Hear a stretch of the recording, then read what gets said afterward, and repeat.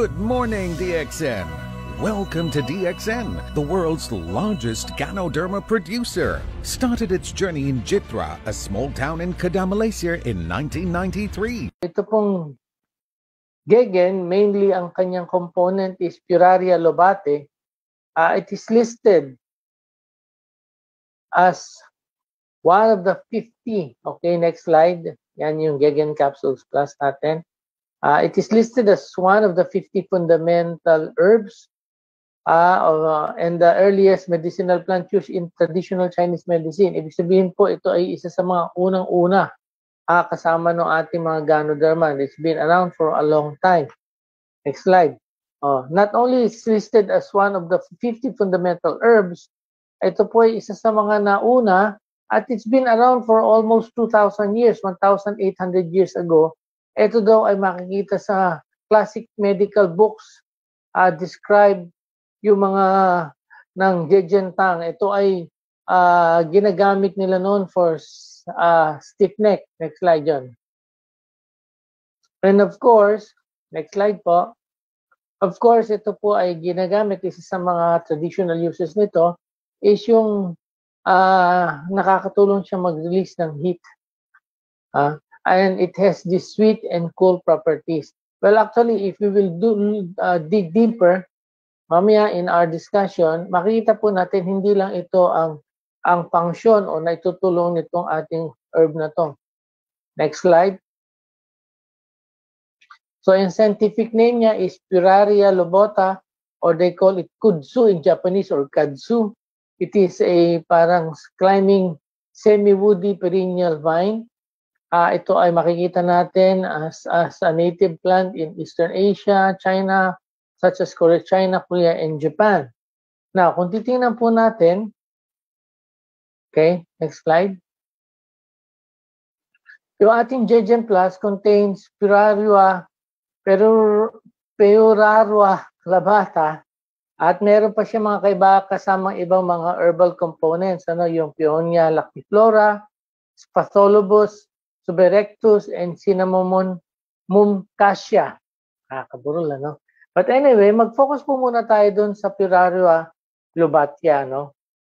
Well, basically, ito po ay isa sa yung main component natin. Gusto ko lang ipakita sa kanya, may mga ano siya, meron siyang mga nilalaman, may mga content siya, which I will not discuss in details, pero magkaroon lang tayo ng overview. Itong ating Puraria lobata, traditional medicine sa Japanese, they call it kudzu or kadzu or Gegen. Ito po ang mga composition niya. Meron siyang mga glycosides, meron siyang mga isoflavones, at meron siyang mga glycine, mga components po ito. At meron din po siyang polysaccharide na kagaya ng ating Ganoderma. Ang maganda po dito sa ating kudzu or Gegen, siya po ay nakakatulong sa maraming problema sa ating kalusugan. Ano po? Una-una, isa sa mga common na gamit nito noong unang panahon ay sa mga babae na yung mga menopausal. So, sa mga menopausal women po, ay may mga tinatawag tayong iba pa mga simptomas kasama dito yung comorbidities, mas madali silang magkasakit sa puso, yung alam naman natin yung mga mood changes sa menopause. So tsaka yung iba naman ay nagkakaroon ng parang yung makakalimutin na daw pag menopause. Well, isa sa mga purpose ng ating Gegen is to help people o yung mga kababaihan natin na may menopause. Isa sa problema kasi ng mga menopausal women ay yung kanilang predisposition o mas madali silang magkasakit sa puso, and they found out na isa sa mga naitutulong itong Gegen natin is to reduce yung effect ng menopause sa puso ng ating mga kababaihan. Although may mga claims na meron itong somehow konting effect sa cholesterol at saka mga lipids, yung mga taba, kaya lang kailangan pa ng maraming research. Pero may mga ganito po mga claims regarding yung ating Gegen. Now, ang maganda po dito sa ating Gegen, isa sa problema kasi po ng ating mga menopausals ay yung problema sa buto. skeletal mass at saka yung buto, yung muscles po at saka yung buto. And they found out na ang ating pong gegen, ini-increase niya ang bone mineral density. Although marami pang mga researches ang ginagawa nila at nakikita nila ito ay isa sa mga dahilan ay meron siyang parang kaparehong action sa estrogen. At may mga cases din o may mga studies din which shows na ang gegen can help somehow dun sa accumulation ng fats. Di ba, alam naman natin once you go into menopause, although menopause ang sinasabi ko, but ang ating pong gegen is not exclusive for women, nakakatulong po siyang makabawas ng taba o yung adipose. At maganda po dito, ang gegen po natin is known to have immune stimulation at saka anti-inflammatory benefit.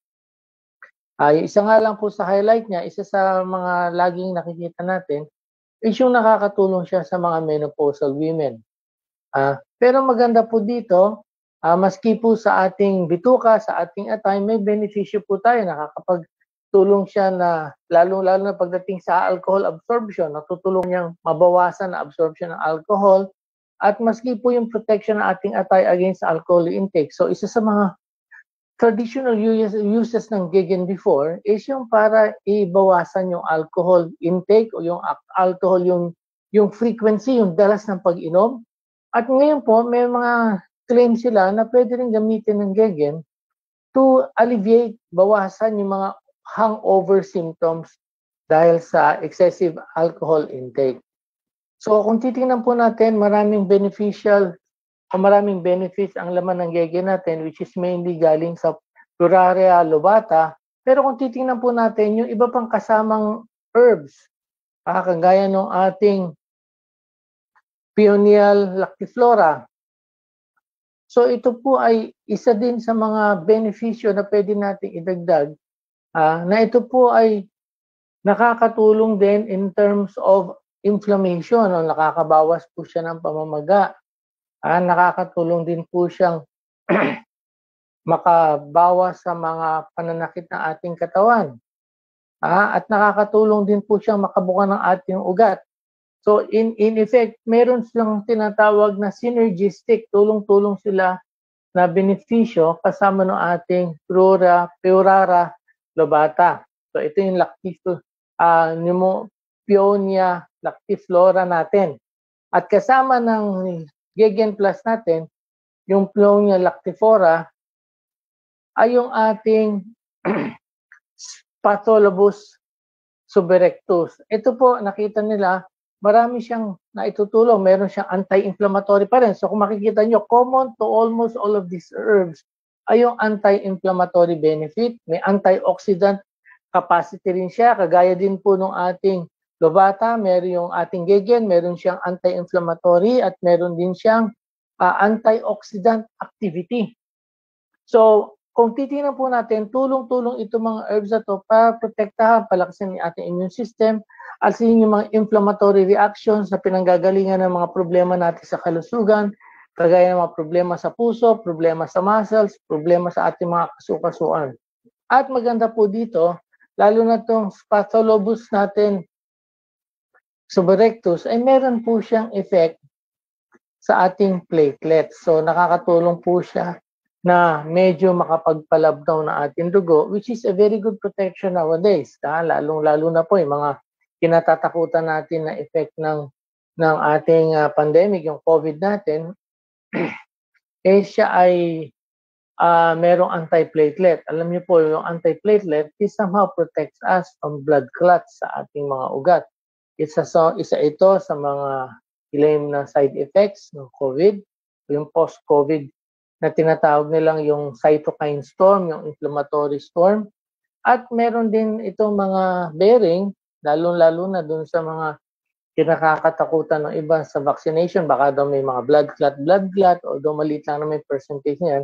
But sabi nga natin, kung meron tayong mga gantong supplements, somehow it gives us that extra mileage of protection. Ayun po yung kagandahan ng meron tayong mga supplement. Kasi po, meron tayong prevention. Hindi pa dumadating yung problema, meron na tayong hinahandang pangtulong sa ating kalusugan. So kasama po rin po dito is yung Cinnamomum cassia. Ito po ay hindi pareho lang ng cinnamon, pero isa sa mga traditional uses po nito ay nakakatulong po siya na ganun din, anti-inflammatory. Meron din po siyang tulong para sa mga kirot, yung analgesic property. Meron din siyang tinatawag na cooling effect. At meron din po siyang tinatawag na anti-obesity. Kagaya ng gege natin. Meron silang claims na ito ay nakakatulong makapagpigil ng accumulation ng fats. At ang maganda po dito sa ating cinnamon cassia na to, ay siya po ay nakakatulong din na makapagpababa ng ating mga blood sugar. So kung titingnan po natin, yung Gegen Plus po natin ay isa combination of herbs na merong tinatawag na tulong-tulong na benepisyo in terms of sa menopause. Nakakatulong po yan. Yung cognitive function, yung pagiging makakalimutin ng menopause, dahil doon sa ating Gegen. Nakakatulong din po ito makabawas ng effect ng alcohol, maski yung hangover. Merong effect po sa ating immune system, pampalakas ng immune system dahil meron siya mga antioxidant property at meron din siyang anti-inflammatory property. The same goes with the other herbs. Yung Paeonia lactiflora, may antioxidant property siya, meron siyang anti-inflammatory, meron din po siyang pangtulong sa mga kirot, pain. Yung ating pong Suberectus, yung Sapatolobus suberectus, ganun din. May pangtulong sa pain, meron sa pamamaga, antioxidant, pangtulong sa immune system. Likewise, yung ating cinnamomum cassia. So kung titingnan po natin, in general, yung pong Gegen Plus natin, ay talagang merong overall benefit tayo makukuha para sa ating kalusugan. Diba? So next slide po. So ito po ang kagandahan, since it's halal certified, so ito po ay pwedeng gamitin ng kahit sino, maski ang ating mga kapatid na nasa Islam, mga Muslim, walang preservatives added, so we are sure of its purity and efficacy. And of course, yung ating presentation ng packaging. Ang masasabi ko lang po, marami tayong benepisyo na makukuha dito sa Gegen Plus na to. And probably in the near future, baka makapag-come up tayo ng mas detalyado na mga presentation, mahimay-himay natin ang husto, itong iba't ibang mga herbal component. Of course, hindi tayo magki-claim ng mga cure. Ito po purely pang tulong. Hindi po ito pwedeng pagka mataas ang cholesterol mo, ito lang iinumin mo. Hindi po. Kailangan po, together with your medication, kung mataas ang cholesterol, take your cholesterol medication, then you can take your supplement kasama ng inyong medication. Kung mataas ang sugar, hindi mo aalisin ang iyong gamot para sa sugar o hindi mo ititigil ang insulin, you can take your supplement together with your sugar medication. Ganon din sa high blood.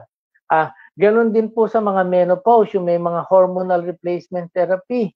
Yung mga umiinom ng hormones para doon sa kanilang menopause, para sa flushing. Hindi nyo po siya ititigil at ipapalit yung Gegen. Ang gagawin po natin, pwede nyo siyang inumin at isasabay natin yung Gegen para siya ipangtulong lamang. So yun po yung role ng ating supplement. Kaya nga po tinawag na supplement, pangdagdag, para hindi po tayo masyado na-expose doon sa sinasabing mga adverse effects ng ating mga gamot. Lahat po kasi ng gamot naman ay may adverse effect. It is a known fact. Wala man pong gamot na walang adverse effect. Lahat po merong side effect yan. And of course, sabi nga natin, kung wala naman kayo nararamdaman, ito po isang paraan din. This is one way of preventing. Kung wala pa kayong high blood, wala pa kayong matataas na cholesterol, at palapit pa lang kayo sa menopause, ito po. If you're an alcohol drinker, makakatulong din po to kasi somehow it diminishes o binabawasan po niya yung tinatawag nating hangover at saka yung frequency.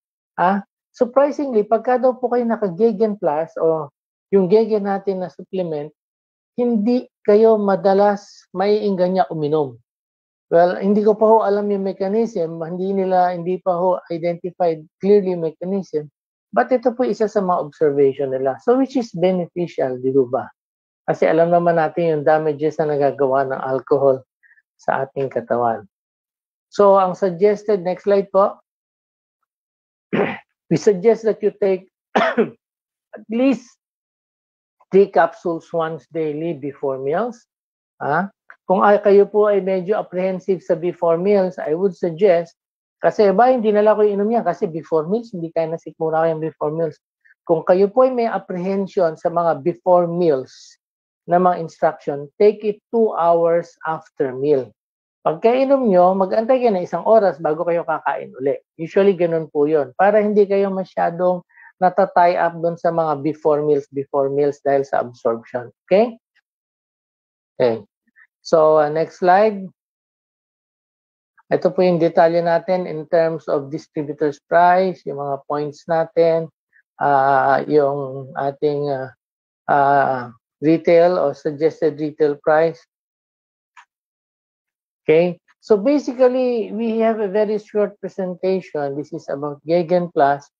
Ang masasabi ko lang po, ang Gegen po can be beneficial, lalo-lalo na po sa ating panahon ngayon. Mainly because it's anti-inflammatory. Meron siyang pantulong sa ating immune system. At kasama po dyan ay nakakatulong siya maprotektahan yung ating atay. Now, one good side of it is, alam naman natin, naka-lockdown, and most people, pag naka-lockdown, although bawal uminom sa labas, hindi bawal uminom sa loob ng bahay, di ba? So, ito po ay makakabawas po doon sa mga frequency ng pag-inom at saka sa mga symptoms ng hangover. And for our menopausal women, ito po ay may tulong po sa mga problema nyo, nararamdaman nyo associated with menopause, yung magiging makakalimutin, yung pagtaas ng presyon at yung risk ng mga problema sa puso, yung pananakit ng muscle at ng buto, ito po ay may benefit tayo makukuha sa Gegen Capsule Plus. So, maski sa kalalakihan po, it benefits us kasi may anti-inflammatory siya, mga rayuma natin. Meron po siyang pampalakas ng ating immune system. So, kailangan po natin niya sa ngayon yan, panlaban sa pandemya. And yung Gegen Plus po natin, may mga claims po na meron siyang pampalabnaw ng dugo. A little, siguro konting amount lang, hindi siya ganun ka-intense kagaya ng aspirin mo, which is in a way protective din po in case na hindi natin masasabi kung sinong tatamaan ng COVID. At doon sa mga scares na nadidinig natin regarding mga vaccines na may mga blood clot daw, sabi ko nga, kung natatakot kayo sa blood clot, edi mag-anti-coagulant kayo. Simple lang naman yan, hindi yung aspirin natin. Pero maganda po dyan, most of our supplements, Gegen Plus, RGGL, ito po ay merong anti-platelet effect. So may protective benefit po tayo makukuha dyan. So I hope meron po kayo natutunan. Again, it is my pleasure to be with our DXN family. So with that, good morning and thank you very much.